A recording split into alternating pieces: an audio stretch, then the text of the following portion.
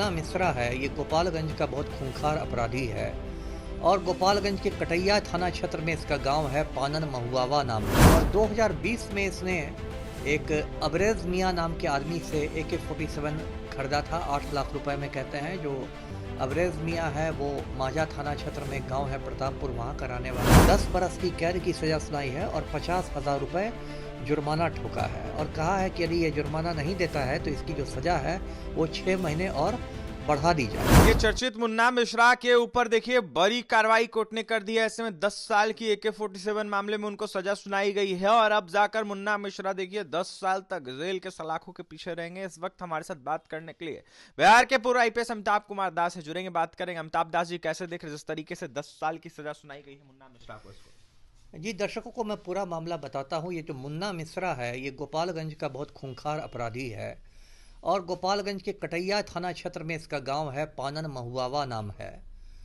और मुन्ना मिश्रा उस क्षेत्र में आतंक है और कहते हैं कि 30 के आसपास मुकदमे इसके खिलाफ दर्ज हैं अलग अलग थानों में। और 2020 में इसने एक अबरेज मियां नाम के आदमी से AK-47 खरीदा था 8 लाख रुपए में कहते हैं। जो अबरेज मियां है वो मांझा थाना क्षेत्र में गांव है प्रतापपुर, वहां का रहने वाला है। उसके बाद मुन्ना मिश्रा की गिरफ्तारी के लिए गोपालगंज पुलिस ने STF का गठन किया, स्पेशल टास्क फोर्स का।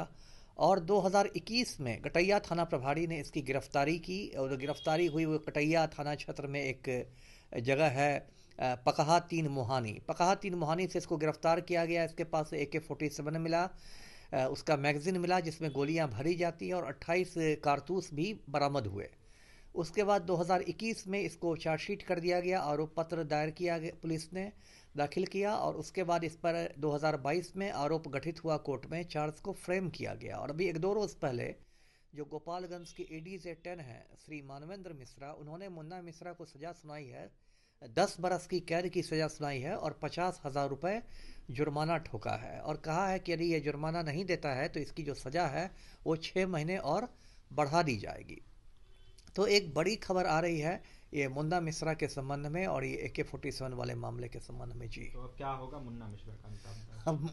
अब मुन्ना भाई क्या करेंगे? तो उसके पास एक रास्ता है कि वो करेगा ही करेगा। उसके वकील ही बोलेगा कि वो हाई कोर्ट में इस सजा के खिलाफ अपील में जाए। ऐसे हाई कोर्ट से राहत मिलने की भी संभावना कम ही दिखाई देती है। और फिर हाई कोर्ट के बाद सुप्रीम कोर्ट है, तो ये लोग तो आखिर तक लड़ते हैं। दर्शकों को याद होगा कि जो अनंत सिंह के पास से AK-47 मिला था 2019 में, फिर उसको 10 बरस की सजा उसको भी सुनाई गई थी निचली अदालत से, उसकी विधायकी भी चली गई थी। 5 साल बेऊर जेल में भी अनंत सिंह बंद रहा, लेकिन फिर पिछले साल 14 अगस्त को पटना हाई कोर्ट ने उसको रिहा कर दिया, तो वो उस मामले में बाहर आ गया, अब एक दूसरे मामले में अंदर चला गया है। तो एक लंबी अदालती लड़ाई होती है। जी, और भी कई लोगों को लेकर आप आवाज उठाते रहे जी, हैं, जी, सवाल उठाते रहे जी, हैं। जी। अब ये तस्वीर मैं दिखाता हूँ दर्शकों को। ये सुनील पांडे की तस्वीर है। ये भाजपा नेता है, वरिष्ठ राम भक्त है और इसका बेटा तरारी से भाजपा विधायक है, MLA है, विशाल प्रशांत नाम है। और इस तस्वीर में सुनील पांडे AK-47 के साथ देखा जा रहा है। AK-47 एक प्रतिबंधित हथियार है। दर्शकों को याद होगा फिल्म अभिनेता संजय दत्त के पास AK-56 मिला तो उनको 3-4 साल जेल में रहना पड़ा। तो कायदे से सुनील पांडे के ठिकानों पर भी पुलिस का रेड होना चाहिए और AK-47 की बरामदगी होनी चाहिए। लेकिन बिहार पुलिस पर बहुत ज़्यादा राजनीतिक दबाव है, इसलिए AK-47 की बरामदगी नहीं हो पा रही है। जी, बिहार पुलिस पर बहुत दबाव है, इसलिए AK-47 की बरामदगी नहीं हो पा रही है। कई नेता ऐसे हैं बिहार में जिनके पास AK-47 है। देखिए, ये आरोप हमारा नहीं, ये अमिताभ दास का आरोप है। बिहार के पूर्व IPS अमिताभ कुमार दास इस वक्त हमारे साथ थे, जहां इन्होंने मुन्ना मिश्रा पे जो कार्रवाई हुई उसको लेकर अपनी बातें रख रहे थे। वहीं तमाम अनेक लोगों पर कार्रवाई की मांग कर रहे थे। वहीं क्या कुछ कह रहे थे कि AK-47 मामले में आपने सुना है। और तमाम खबरों के लिए NBC 24 के साथ बने रहे। बहुत बहुत